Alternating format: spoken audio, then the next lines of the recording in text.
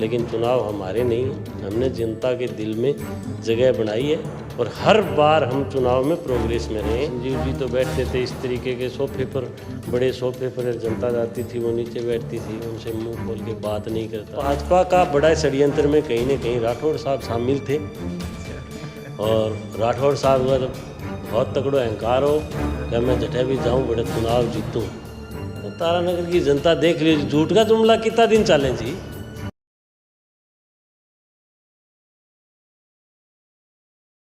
नमस्कार, राम राम, फिर स्वागत है आपने चैनल मीडिया 4x4 के बहुत ही शानदार कार्यक्रम में जिसके में मौजूद है। आज आपने सागे आपने भादरा विधानसभा क्षेत्र का बहुत ही शानदार और कद्दावर नेता बलवान पूनिया का यह मान लो राइट हैंड जेपी ढाका साहब, चर्चित नाम है।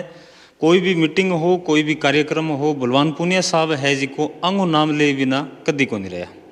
के शख्सियत है, अंगो नाम इतो चर्चा में क्यों रहे हैं और के कारण है कि बलवान पूनिया सबसे ज़्यादा विश्वास है जिको जेपी ढाका साहब पर करे। पूरा राजनीतिक सफ़र और राजनीतिक उतार चढ़ाव है आ जरूर देखे। पूरी जानकारी आप लेने की कोशिश करांगा। के विवाद आगे सागे जुड़ेड़ा रहे है वे भी थारे सागे साझा करांगा। राम राम ढाका साहब। राम राम। ढाका साहब यहाँ बताओ, राजनीतिक सफ़र थारो कठों शुरू हो? मेरा राजनीतिक सफ़र छात्र राजनीति से शुरू हुआ। जब हम पढ़ाई करते थे तो पढ़ाई के साथ साथ हमारे दिमाग में एक सवाल आया जो हमारे शिक्षा के क्षेत्र में कमियां थी। जैसे मैं भादरा विधानसभा क्षेत्र से था और जब मैं स्कूल की पढ़ाई पूरी करने के बाद में जब कॉलेज की पढ़ाई राजकीय महाविद्यालय नौर में जब बीए फर्स्ट ईयर में एडमिशन लेने के लिए गया तो मेरे दिमाग में एक सवाल आया कि ये हमारा दुर्भाग्य रहा मानो कि भादरा तहसील हेडक्वार्टर पर कोई भी गवर्नमेंट कॉलेज नहीं था। मैंने छात्र राजनीति एसएफआई से शुरू की। एसएफआई छात्र संगठन जो छात्र हितों के लिए शिक्षा के क्षेत्र में अव्वल रहा और हर क्षेत्र में मैं ये कह सकता हूँ कि विद्यार्थी हित के लिए लड़ने वाला एकमात्र संगठन एसएफआई था। उससे प्रभावित होकर के, राजनीति से प्रभावित होकर के जिन जिन समस्याओं का सामना हमें शिक्षा के क्षेत्र में करना पड़ा, उसको सोचते हुए, चिंता करते हुए क्यों ना आने वाले समय में भादरा में भी गवर्नमेंट कॉलेज हो और मेरे भादरा से मेरे पीछे पढ़ने वाले जो मेरे भाई बहन हो उनको पढ़ने के लिए गवर्नमेंट कॉलेज की सुविधा भादरा तहसील मुख्यालय पर मिलनी चाहिए। इस बात से प्रभावित होकर के शिक्षा के क्षेत्र में, शिक्षा के साथ साथ रोजगार के क्षेत्र में हमारा संघर्ष मजबूत हो और जो राजनीतिक पार्टियां हैं, जो राजनीति हमारी शिक्षा, स्कूल और कपड़ा, रोटी, मकान सब कुछ तय करती है, तो हमें कहीं न कहीं ये लगा कि राजनीति में हमारा भी दखल अंदाजी होना चाहिए ताकि हमारे स्तर के जो भी किसान, नौजवान, गरीब मजदूर के बेटे हैं उनको पढ़ाई, उच्च शिक्षा मिल सके। इसके लिए हमारा प्रयास रहा और हमने राजनीति विद्यार्थी जीवन से ही शुरू कर दी थी। बलवान पूनिया साहब है जिको हर मीटिंग, हर कार्यक्रम में थारो नाम लेवे, आ सूत किया बैठी के थारो संपर्क है जिको बलवान पूनिया साहब सा गौगे। कामरेड बलवान पूनिया भी छात्र राजनीति एसएफआई में करते थे। हालांकि मैं स्कूल में पढ़ता था, उससे पहले ही बलवान पूनिया के यहाँ 99 और 2000 में छात्र राजनीति में वो सक्रिय थे। जैसे ही हम 2004 में जब गांव से पढ़ने के लिए छानी गए, उस समय कामरेड बलवान पूनिया का संघर्ष देखा, छात्र राजनीति में उनकी सक्रियता देखी और छात्र जीवन में हमारे सामने जो चुनौतियां आई, उन चुनौतियों का समाधान हमें एकमात्र शिक्षा के साथ साथ संघर्ष ही लगा। तो हमने संघर्ष का रास्ता चुनते हुए कामरेड बलवान पूनिया के साथ, हालांकि मेरा संपर्क छात्र राजनीति में एसएफआई में करीब 2005 और 6 में आ गया था, लेकिन बलवान पूनिया से संपर्क मेरा 2007 में हुआ छात्र राजनीति में। तो एक संगठन की राजनीति करते थे, संपर्क में आ गए। उसके बाद 2010-11 में मैं छात्र राजनीति में सक्रिय रहते हुए यहाँ सरदार वल्लभ भाई पटेल कॉलेज का छात्र संघ का अध्यक्ष चुना गया। मैंने छात्र संघ का चुनाव लड़ा, विद्यार्थियों का मुझे सहयोग मिला, समर्थन मिला। मैंने उन विद्यार्थियों का एसएफआई छात्र संगठन का एहसान मानते हुए इस छात्र राजनीति को और सक्रिय करते हुए किसान, मजदूर, नौजवान, आम आदमी की राजनीति को आगे तक पहुंचाने का संकल्प लिया। और इसी संकल्प के साथ साथ हमारा टारगेट था उस समय, आज तो हमारे सामने बहुत सारी चुनौतियां हैं। किसान के हक और अधिकार की लड़ाई आज भी हमारे सामने है, मजदूर के हक और अधिकार की लड़ाई आज भी हमारे सामने है, आम जनता की लड़ाई आज भी हमारे सामने है।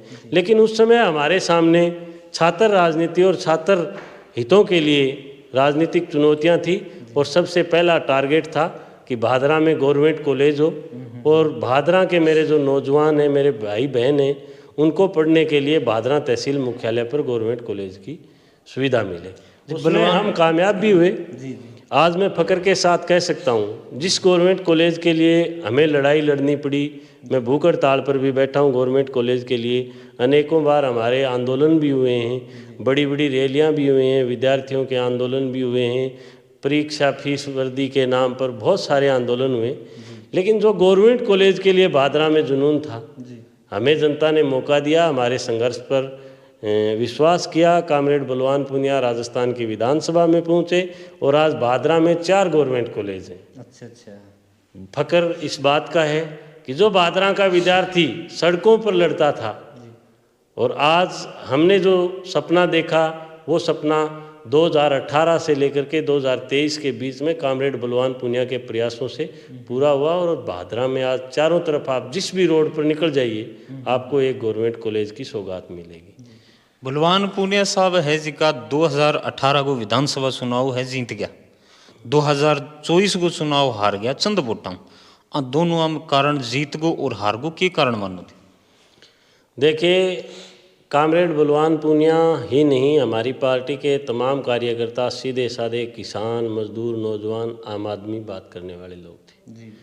और वो आम आदमी की राजनीति पसंद करने वाले लोग थे। 2018 से पहले कामरेड बलवान पुनिया 2000 से लेकर के 2018 के बीच के संघर्ष को इस इलाके की जनता ने पसंद किया और इस इलाके की जनता ने पसंद करते हुए कामरेड बलवान पुनिया को राजस्थान की विधानसभा में भेजा। 5 साल तक कामरेड बलवान पुनिया ने जम करके काम किया।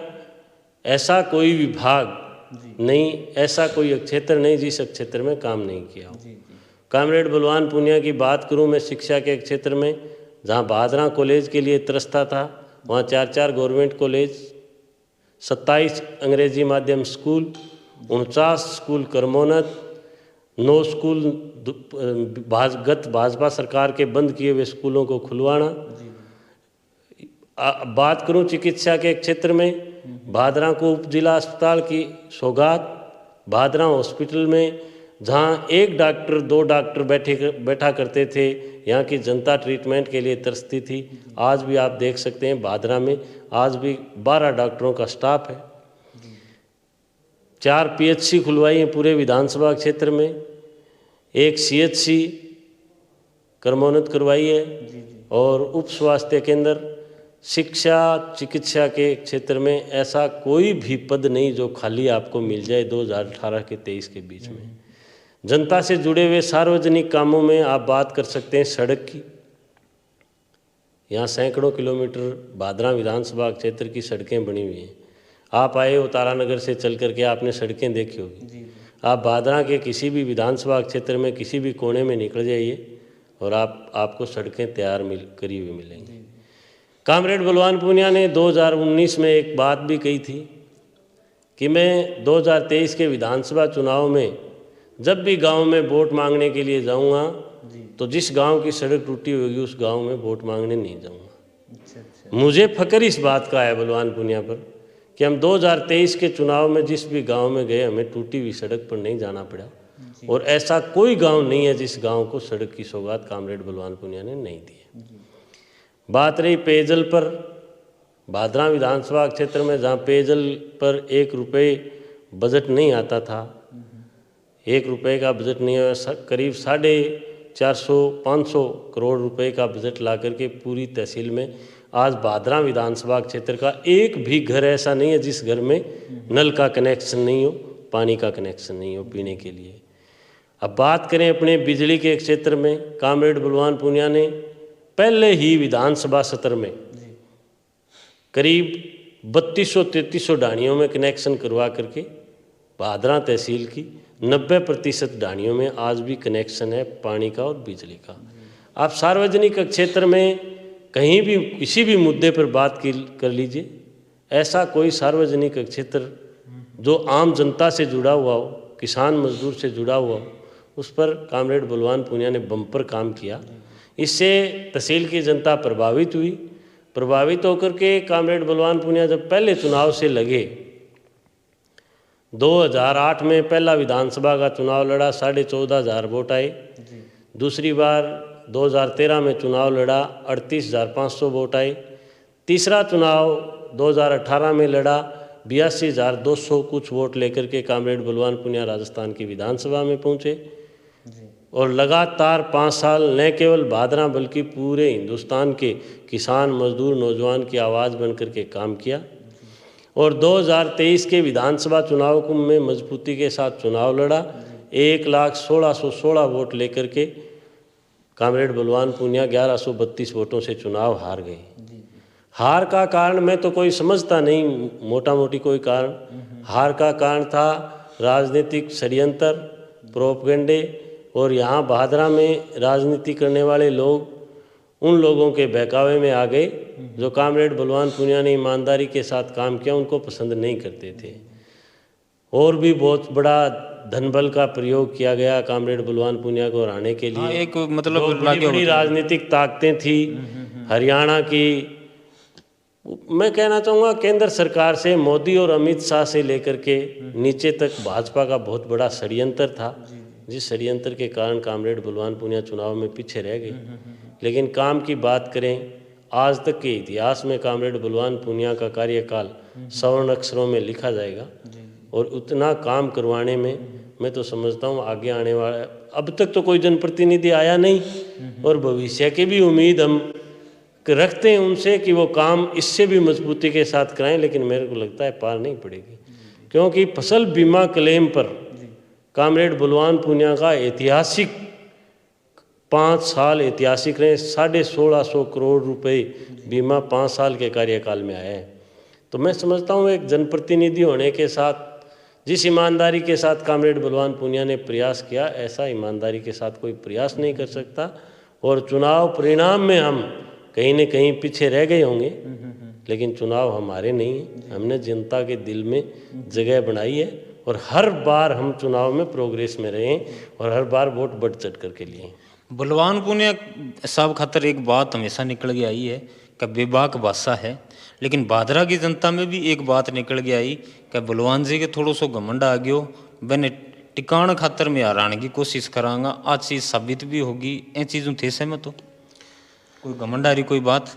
बलवान पूनिया के घमंड की बात दुश्मन है, वो दुष्प्रचार करेगा, इस बात से कोई लेना देना नहीं है। हाँ, ये बात सही है कि बलवान पूनिया जो भी बात आती है वो खरी बात कहते हैं, बात की बात कहते हैं, हाँ और ना में उत्तर देते हैं। गलत को गलत और सही को सही कहना, अगर कहीं लोगों को लगा कि वो घमंड है तो मैं उनको घमंड नहीं समझता। गवर्नमेंट कॉलेज 4-4 गवर्नमेंट कॉलेज खुलवाना घमंड है। 1650 करोड़ रुपए किसानों को फसल बीमा क्लेम दिलवाना अगर घमंड है, स्कूल क्रमोन्नत करवाना घमंड है, अंग्रेजी माध्यम स्कूल खुलवाना घमंड है, करीब 450 किलोमीटर सड़क बनवाना घमंड है, गांव-गांव में किसान नौजवान के लिए पानी पहुंचाना घमंड है, बिजली पहुंचाना घमंड है, पूरे हिंदुस्तान के किसान के लिए लड़ाई लड़ना अगर घमंड है, तो फिर मैं तो ये समझता हूँ ऐसा घमंड किसी को होना चाहिए। अच्छा। लेकिन कोई नहीं कहता। अगर ये बात होती कि बलवान पूनिया को घमंड है, होता घमंड के साथ बात करते, तो आज तक भादरा तहसील के इतिहास में जब से चुनाव हुए, एमएलए चुनाव बहुत सारे लड़े, बहुत सारे जनप्रतिनिधि रहे हैं और वो रहने के बाद में दोबारा चुनाव लड़ा है। मैंने हालात देखी है यहाँ के जनप्रतिनिधियों की, जो यहाँ से 75 हज़ार वोट लेकर के 11,000 पर अगली योजना में 11,000 पर सलट गए थे। मौजूदा विधायक वो 3 बार एमएलए बने, सन 98 में एमएलए बने, 2003 में दोबारा चुनाव लड़ा, 24,000 वोट आए थे। दोबारा उसके बाद दोबारा चुनाव लड़ा, जनता ने 40,000 वोट जरूर दिए, लेकिन चुनाव फिर हारा उसके बाद 2013 में फिर एमएलए बने, जनता ने 65,000 वोट दिए, दूसरी बार चुनाव लड़ा, फिर हारा और चुनाव में वोट घट करके आए। कामरेड बलवान पूनिया ऐसा पहला जनप्रतिनिधि है जिन्होंने 20,240 वोट बढ़ा करके लिए पिछले चुनावों की बजाय।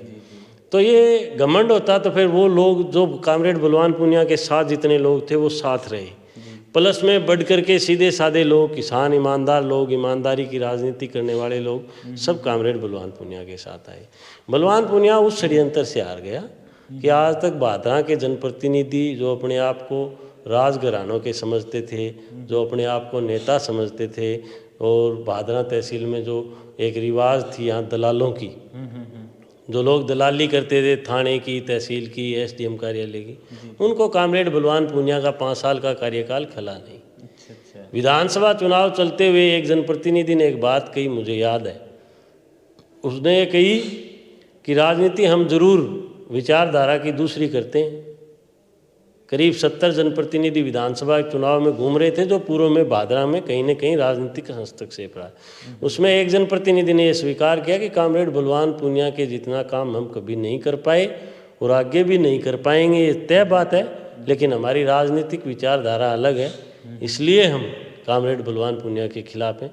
बाकी तमाम जनप्रतिनिधि कामरेड बलवान पूनिया के खिलाफ इसलिए थे कि सीधे साधे घर का किसान का बेटा, छोटा किसान, और छात्र राजनीति करते करते इतना इस जनता के लिए विकास के काम कर दिए, तो वो उनके पेट में कहीं न कहीं दर्द था। आम आदमी की राजनीति उनको कहीं खल गई और वो नाराज़ होकर के सब राजनीतिक घराने एक जगह, एक जाजम पर, जो अलग अलग राजनीतिक विचारधाराओं की राजनीति करते थे, आज तक 30 साल से उनका राजनीतिक आमना सामना रहा, वो सब लोग एकजुट हो गए कामरेड बलवान पूनिया के सामने। बड़ी ताकतें एकजुट होकर के कहीं न कहीं चुनाव हराने में कामयाब हो गए।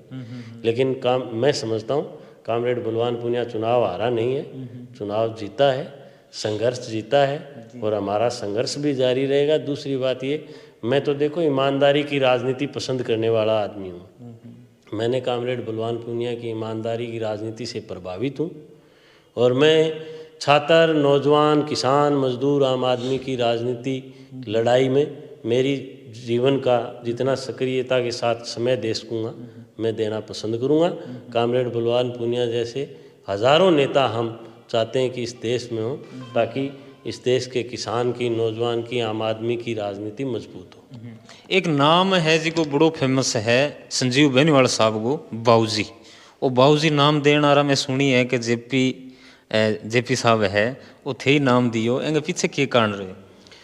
देखिए, मैंने तो बाबूजी नाम नहीं दिया जी, ये बात तो हाँ आम लोग है जी का, वो आम लोग बाबूजी कहते हैं। आ जाता है राजनीति में, ये मजाक में बोलने के शब्द हैं, कोई बोल ही देता होगा, मैं नहीं कहता। हाँ, ये भी नहीं कहता कि मेरे मुंह से नहीं निकलता, सब ले लेते, मेरे मुंह में कहीं से निकल जाता है। बाबूजी तो बात इसलिए है कि इनकी राजनीति करने का तरीका अलग हुआ करता। अच्छा अच्छा। ये क्या है, राजनीतिक घराने से इनके परिवार में 3 पीढ़ियों से राज रहा है, मंत्री तक रहे हैं, इनके दादा भी थे, वो भी राजनीति में सक्रिय थे। बड़ा घराना है जी, ये वोट लेने के लिए लोगों के बीच जाते, वोट लेने के बाद में लोगों के साथ बात भी नहीं करते, बात करना पसंद नहीं करते थे। काम तो कहीं करना रहता, बात करना पसंद नहीं करते थे। मेरा भी परिवार 98 में राजनीति में संजीव बेनीवाल के साथ था, मेरे बाप के वोट दिए हुए थे। मेरा परिवार भी वोट देता, मेरा तो वोट उस समय था नहीं, लेकिन उस समय वोट देते थे, परिवार वालों से सुनते थे। कई बार लोग बाग जाते थे, गांव के लोगों से सुनते हैं। हालांकि मैं कभी आज तक आमने सामने संजीव जी से, हाँ, रामा श्यामा जरूर हुए मिले, लेकिन किसी काम के संबंध में मैं तो गया नहीं। लेकिन लोग कहते हैं कि वो मिलने के लिए आते नहीं हैं। लोग मिलने के लिए जाएं तो उनको कभी कह देते जयपुर गए हुए हैं, कभी कह देते अभी सोए हुए हैं, कभी कह देते कुछ, कभी कह लोग कह रहे हैं, उसी हिसाब से अनुमान लगा रहे। लेकिन ये मैंने देखा है उनका एटीट्यूड, इतना एटीट्यूड था कि जो आम आदमी जाते थे 2013 से 18 के बीच, तो ऐसा कार्यकाल रहता था कि संजीव जी तो बैठते थे इस तरीके के सोफे पर, बड़े सोफे पर जनता जाती थी, वो नीचे बैठती थी, उनसे मुंह खोल के बात नहीं करता, और अपने घर से के अलावा कहीं राजनीतिक पद पर किसी को पसंद नहीं करता, सिर्फ वोटर समझता है। तहसील की जनता को वोट देने का मतलब समझता है। और उनके मन में ये भी बात थी कि 5 साल बाद ये जनता इधर से नाराज़ होकर के अपने आप आपके अब खुद के पास आ जाएगी, इस तरीके के उनके दिमाग में होते थे। तो थोड़ा सा राजनीतिक घमंड अलग से बड़े प्रॉपर्टी में, इसमें भी कोई दो राय नहीं, बड़ा राजनीतिक घराना है और ज़मीन जायदाद भी खूब है और पैसे की कोई कमी नहीं रही, कभी नहीं रही कि पैसे की कमी। तो अब तो फिर ये 3 बार विधायक बने, तब तो कोई दिक्कत ही नहीं। पूरी तहसील में जो क्या बताऊं, अब आपने सुने ही होंगे, कोई जोड़ पायतन जैसी हज़ारों एकड़ ज़मीनें इस तहसील की अलॉटमेंट करने का काम इनके कार्यकाल में हुआ है। अब उस समय 98 से 2000 के बीच में काल रात में बहुत बड़ा गेहूं घोटाला संजीव जी के समय में हुआ था। तो ऐसी सारी बातें। और बाकी तो थाने, तहसील, पंचायत समिति में उस 2013 से 18 के बीच में ये एमएलए थे और इनके घरवाली प्रधान थी और पंचायत समिति का बीडीओ रिश्वत लेते हुए पकड़ा गया है। तो ऐसे हजारों सबूत हैं। भ्रष्टाचार बहुत ज़्यादा, बिल्कुल भयंकर भ्रष्टाचार और दलाली की राजनीति यहाँ भादरा में हुआ करती थी। वो राजनीति बंद करने के लिए हम तो राजनीति में आए थे, बाकी हमारा कोई राजनीतिक घराना राजनीति करने वाला नहीं है। आज भी आप देख सकते हो, मेरा तो भाई है, मेरा परिवार है, वो पूरा का पूरा खेती करता है। मेरे दिमाग में एक पढ़ते पढ़ते ये सवाल आ गया कि चलो चलते हैं, किसान, नौजवान और विद्यार्थी की लड़ाई लड़ते हैं। जीवन चक्कर है, ये तो ऐसे ही चलता रहेगा। लेकिन आम आदमी की बात राजनीति में हमारी दखल अंदाजी भी हो, कहीं ना कहीं ये जुनून था, इस जुनून के साथ लगे तो हमने राजनीतिक परिवर्तन का जो सपना देखा, वो परिवर्तन आज भी हम देख रहे हैं। परिवर्तन आज भी है। चुनाव कोई जीता हो, किसी भी पार्टी से जीत गया हो, लेकिन भादरा तहसील की आम जनता का मान सम्मान कहीं न कहीं हमारी राजनीतिक दखल अंदाजी से, भारत की कम्युनिस्ट पार्टी मार्क्सवादी की राजनीतिक दखल अंदाजी से, कामरेड बलवान पूनिया की राजनीति में सक्रियता से, हमारी नौजवानों की टीम की राजनीतिक सक्रियता से भादरा तहसील के किसान, मजदूर, नौजवान के मान सम्मान में बढ़ा है। इसमें कोई दो राय नहीं।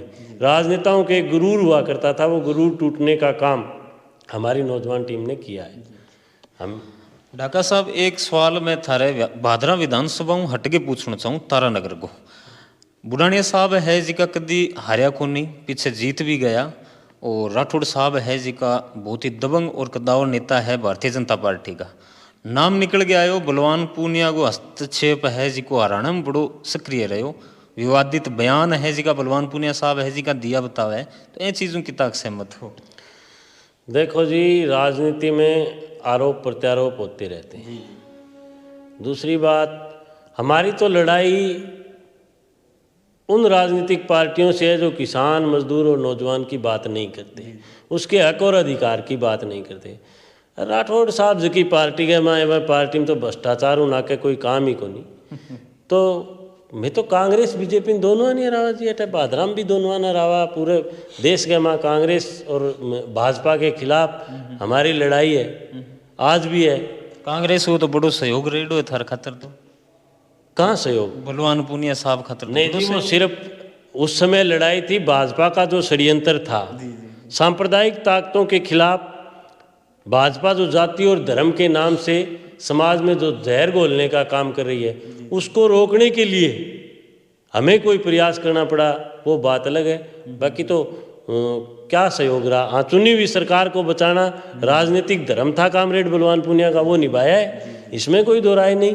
और भाजपा तो पूरे देश के अंदर जाति और धर्म के नाम से लोगों को लड़ाती है, बड़े धनबल के साथ राज सत्ता में आती है। तो उसको, वो तो हमारे समाज के लिए और देश के लिए खतरा है। उस खतरे मानना है कि मतलब धर्म के अलावा कोई राजनीति को नहीं, सार्वजनिक बातों पर कोई राजनीति को नहीं बीजेपी पार्टी की। आप बता दो कोई राजनीति है? यही पूछ रहा हूँ। आपको लग रहा है कहीं देश के अंदर ये जाति और धर्म के अलावा बात कर रहे हैं? जी। ये 2014 में सत्ता में जब आए, मोदी जी के नेतृत्व में मोदी जी प्रधानमंत्री बने, उससे पहले उन्होंने कहा कि हम किसानों का कर्ज माफ करेंगे। क्या 10 साल में हुआ? उन्होंने ये कहा 15-15 लाख रुपए किसानों के खाते में आएंगे, काला धन वापस लाएंगे, भ्रष्टाचारियों पर अंकुश लगाएंगे। इन्होंने कहा 2 करोड़ रोजगार हर साल देंगे, नौजवानों के लिए रोजगार की व्यवस्था करेंगे। विद्यार्थियों के लिए पढ़ाई की व्यवस्था करेंगे, शिक्षा के क्षेत्र में काम करेंगे। मैंने 10 साल के कार्यकाल में, भाजपा के 10 साल के कार्यकाल में मैंने कहीं भी ये नहीं देखा कि कहीं विद्यार्थी और नौजवान के रोज़गार की बात हुई हो। शिक्षा के क्षेत्र में ये कोई नया कदम लेकर के आए या फिर इन्होंने चिकित्सा के क्षेत्र में कोई काम किया है। हाँ, ये बातें इन्होंने जिन लोगों के पक्ष में, इन्होंने किसान के पक्ष में ये कहा कि किसान की आय दोगुनी करेंगे। किसान की आय दोगुनी के नाम पर 750 किसानों को कुर्बानियाँ देनी पड़ी और किसानों की ज़मीनें जो ये लोग पूंजीपतियों के हवाले कर रहे थे वो किसान ने लड़ करके वापस कराई है। आज अभी तत्काल में चल रहा है ड्राइवरों का रोष, आप देख रहे हैं सड़कों पर देखने को मिला है। ऐसा कोई इन लोगों ने छोड़ा ही नहीं है क्षेत्र, जिस क्षेत्र के लोगों को लूटने के लिए इन्होंने कोई न कोई प्रोपगंडा नहीं बनाया हो। आज नौजवान के रोज़गार की बात आए, जहाँ देश में सबसे बड़ी 3 ताकतें समझता हूँ, किसान, नौजवान, मेहनतकश मजदूर। इन लोगों ने सबसे पहला डंडा चलाया किसान पर, जिसको किसान को करीब 13 महीने तक आंदोलन लड़ना पड़ा। 750-800 किसानों की कुर्बानियाँ हुई, तब मोदी जी जा कर के माने। उसके बाद इन्होंने नौजवान की रोज़गार की जो नौजवान सेना है, सेना के क्या हालात कर दिए आप देख सकते हो। अग्निवीर बना करके छोड़ दिए। जो 4 साल में नौजवान नौकरी करने के लिए जाएगा, 4 साल बाद उसको घर भेज दिया जाएगा। दुर्भाग्य से एक उदाहरण पिछले 2-3 महीने पहले मेरे सामने आया कि एक कोई फौजी अग्निवीर बना और वो शहीद हो गया। सरकार ने शहीद का दर्जा तक नहीं दिया। इन्होंने नौजवान के साथ खिलवाड़ किया है, किसान के साथ खिलवाड़ किया है। मजदूरी करने वालों को लूटने के लिए इन्होंने अंकुश लगाए। ये अडानी और अंबानी बड़े पूंजीपतियों की सरकार है। बड़े पूंजीपतियों को फ़ायदा पहुंचाने के लिए आज ड्राइवरों की क्या हालात है आप देख सकते हो। देश मतलब मेहनत करने वाले को लूटने का जो भी हथकंडा इनसे अपनाया जाता है, वो भाजपा षड्यंत्र के साथ यहाँ जाति और धर्म के नाम से राजनीति करती है। जाति और धर्म के बहकावे में लेकर के और ये राज सत्ता में बैठे और जनता को, देश का सामान, जनता का जो सार्वजनिक सामान है आप देख सकते हैं। LIC है, रेलवे है, और जो शिक्षा के क्षेत्र में है एक वो जहाज वाला मामला, वो आप देख रहे हैं। देश में ऐसी कोई संपत्ति नहीं जिसको ये बेचने का काम नहीं करें। और कह रहे थे उस चुनाव में कि मैं देश नहीं बिकने दूंगा। देश नहीं बिकने दूंगा नारा दे करके ये देश की जो सार्वजनिक संपत्तियां हैं उनको बेचने का काम कर रहे हैं। तो भाजपा का बड़ा षड्यंत्र में कहीं न कहीं राठौड़ साहब शामिल थे। और राठौड़ साहब का तो बहुत तगड़ो अहंकार हो कि मैं जठे भी जाऊं बड़े चुनाव जीतूं। तो तारानगर की जनता देख लियो, झूठ का जुमला कितना दिन चले जी। विश्वास कर लियो, बदल के देख लिया, हर पैतरा बदल के देख लिया। राठौड़ साहब बड्डी गप्पा गुड़ाई करे करता, बड्डी गप जनता के सामने आ गई, चुनाव में रगड़ी गया। हाँ? तो ये बताओ, बलवान पूनिया साहब है जी का लोकसभा चुनाव लड़ेगा? एक बार कोशिश भी करी पीछे। देखो, लोकसभा का चुनाव पीछे लड़ा भी था, विधानसभा चुनाव में। इस बार देश के राजनीतिक हालात और देश की राजनीतिक परिस्थितियों को समझते हुए देश में इंडिया गठबंधन की बात चल रही है। जो जहाँ तक मेरी जानकारी है, मेरे समझ में आ रहा है, इंडिया गठबंधन में चुनाव लड़ा जाएगा भाजपा के सामने। इंडिया गठबंधन में अगर कॉमरेड बलवान पूनिया को उम्मीदवार बनाते हैं तो चुनाव लड़ेंगे मजबूती के साथ। दूसरी बात, हमारी पार्टी का फैसला क्या है। अच्छा। हमारी पार्टी का फैसला रहता है इंडिया गठबंधन के साथ चुनाव लड़ने का, तो इंडिया गठबंधन के साथ चुनाव लड़ेंगे। अगर हमारी पार्टी का ये आदेश हो गया कि चूरू लोकसभा क्षेत्र से चुनाव लड़ो, अच्छा, सीधा बिना गठबंधन के जो भी पार्टी का आदेश होगा वो लागू होगा। तो चुनाव चुनूँ तो लोकसभा के भी लड़ें, विधानसभा के भी लड़ेंगे सब चुनाव। तो हमारा समर्थन रहेगा। बलवान पूनिया चुनाव लड़ें न लड़ें, क्या सोचते हैं वो अलग बात है, लेकिन हमारी पार्टी का आदेश जो हमें पार्टी तय करेगी उसको हम लागू करने वाले हैं। पार्टी के सिपाही हैं, तो बलवान पूनिया भी लागू करेंगे, चुनाव लड़ेंगे। आखिरी सवाल आज के कार्यक्रम को ढाका साहब थाने पूछना चाहूँ, थारो भी सपनो होगो कि आपा भी एक दिन विधानसभा या लोकसभा में पूछा, जेपी ढाका साहब चाहे कि मैं भी कोई ना कोई चुनाव लड़ूं, लोग मेरा साथ देवे? मैं बहुत चुनाव लड़े हैं। मैं 2 बार पंचायत समिति सदस्य का चुनाव लड़ा है मैंने, हार गया मैं, चुनाव जीत नहीं पाया, वो अलग बात है। छात्र संघ का चुनाव लड़ा, मैं चुनाव जीता, और भी चुनाव लड़े। दूसरी बात ये, सपना ये नहीं है विधानसभा का लड़ें, लोकसभा का लड़ें, एमपी बने, एमएलए बने, सपना नहीं, जुनून है। जो मैंने पहले भी बताया इंटरव्यू में, पहले हमें राजनीतिक परिवर्तन का जुनून था दिल में, और जो हमारे जीवन के लिए राजनीति का महत्व है, उस महत्व में कहीं ना कहीं हमारी दखलंदाजी हो। इसलिए एक सवाल मेरा आपका किया हुआ सवाल बीच में रह गया कि कामरेड बलवान पूनिया आपका जिक्र करते हैं। हाँ, कामरेड बलवान पूनिया के साथ आपकी नज़दीकी, देखिए ये हमारी पार्टी की राजनीति है। राजनीतिक विचारधारा के साथ हम एक पार्टी के एक सिद्धांत और एक संविधान में बंधे हुए हैं।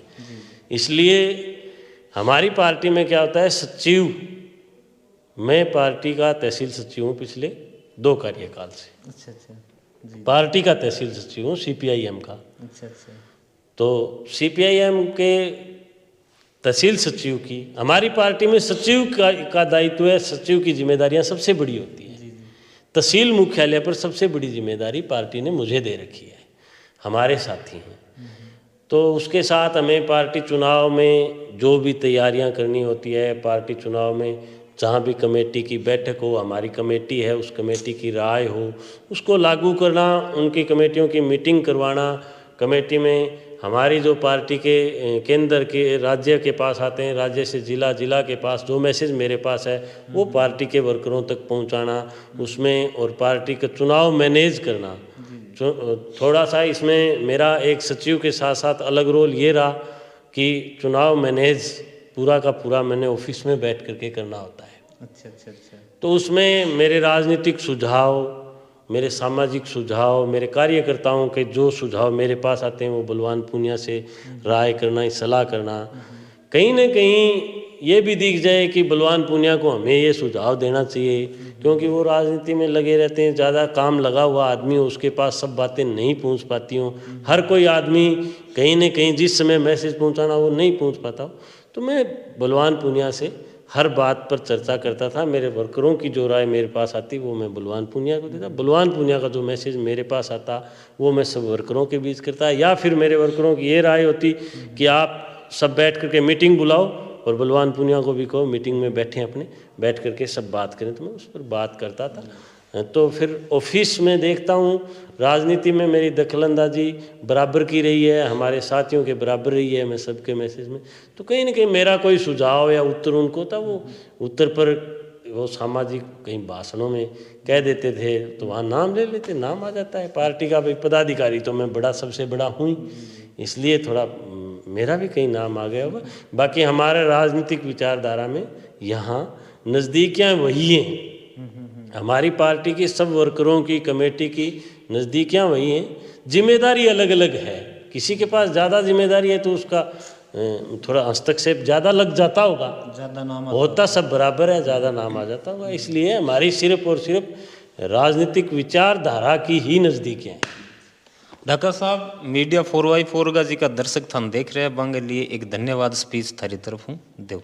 मीडिया 4x4 गए दर्शकों ने मैं धन्यवाद देना चाहूँगा आपके चैनल के माध्यम से, जो कामरेड बलवान पूनिया की राजनीति को, भारत की कम्युनिस्ट पार्टी मार्क्सवादी की राजनीति को पसंद करने वाले लोगों को भी धन्यवाद देना चाहूँगा, और उस किसान, नौजवान, मजदूर, मेहनतकश जनता को भी धन्यवाद देना चाहूँगा। और ये कहना भी चाहूँगा कि आपने जो हमारा मान सम्मान सहयोग दिया और आपका प्यार जो प्रत्यक्ष है प्रत्यक्ष रूप से हमें मिला, वो प्यार मिलता रहे। आम आदमी की, किसान, मजदूर, नौजवान और मेहनतकश की राजनीति को आप पसंद करते हैं तो आप अपना सहयोग बनाए रखिए। और ये ज़रूरी भी हो गया आज के राजनीतिक हालातों को देखते हुए कि किसान, मजदूर और नौजवान को अपनी मेहनत करते हुए अपने काम के साथ साथ राजनीतिक दखल अंदाजी, राजनीतिक हस्तक्षेप भी बढ़ाना पड़ेगा, क्योंकि जिन लोगों को राजनीति हमारे लिए जो काम रोज़गार और जो हमारी फसलें हैं, भाव है और जो हमारी जीवन में उपयोगी जो आवश्यकताएं उनको पूर्ति करने के लिए राजनीति का बहुत बड़ा हस्तक्षेप है। तो आम आदमी और किसान को राजनीति में सक्रिय रहना पड़ेगा, एकजुट रहना पड़ेगा। और हम लोग एकजुट रह करके ही आज इस देश में जो लोग जो जाति और धर्म की बात करके जनता को बहला फुसला करके लूटना चाहते हैं, उस लूट से बचने के लिए पूरे इलाके के, पूरे हिंदुस्तान के मेहनतकश को एकजुट होना पड़ेगा। इसके लिए तमाम दर्शकों ने को मैं धन्यवाद देते हुए अग्रिम शुभकामनाएं दूंगा कि मेहनतकश की एकता, एकजुटता को आप पसंद करेंगे और एकजुट रहेंगे। आपका बहुत बहुत धन्यवाद। तो दोस्तों हा जेपी ढाका साहब और अंगई माध्यम अगलो इंटरव्यू है जी को लेने की कोशिश करांगा बलवान पुनिया साहब को। आज को कार्यक्रम थाने किसी को लाग्यो कमेंट बॉक्स में थारी राय है, सही राय है वह जरूर देगा। नया हो तो चैनल जरूर सब्सक्राइब करोगा। बहुत बहुत धन्यवाद। जय हिंद, राम राम।